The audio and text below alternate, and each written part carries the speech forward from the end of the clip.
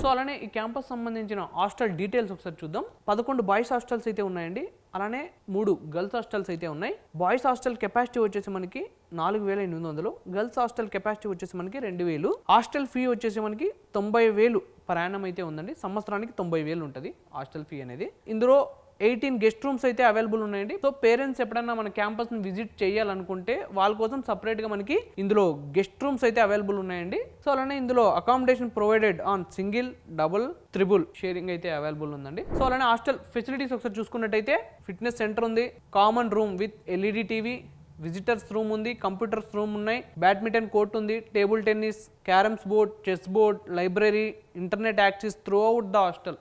Internet access అయితే ఉందండి. Student guidance కోసం ఒక విజిటింగ్ రూమ్ అయితే ఉందండి. అలానే నైట్ క్యాంటీన్స్ ఉన్నాయి, లాండ్రీ సర్వీస్ ఉంది, ఎస్పెషల్లీ లేడీస్ కోసం బ్యూటీ పార్లర్స్ కూడా అవైలబుల్ ఉన్నాయండి. స్టిచ్చింగ్ సెంటర్ కూడా ఉంది, జిరాక్స్ స్టేషన్ ఉంది. So wifi enabled common areas wifi కూడా అవైలబుల్ ఉంటాయి. సో అలానే క్యాంపస్ ఇన్ఫ్రాస్ట్రక్చర్ అండ్ ఫెసిలిటీస్ ఒకసారి చూద్దామండి. సో అలానే ఇందులో లైబ్రరీస్, అలానే కంప్యూటర్ సెంటర్స్ సంబంధించిన high speed internet, wifi and అలానే అడ్వాన్స్డ్ కంప్యూటింగ్ ల్యాబ్స్ కూడా ఉన్నాయండి. సో అలానే అకాడమిక్ స్పేస్ గురించి చెప్పినట్టయితే well equipped lecturer halls, seminar rooms and auditoriums కూడా అవైలబుల్ ఉన్నాయి.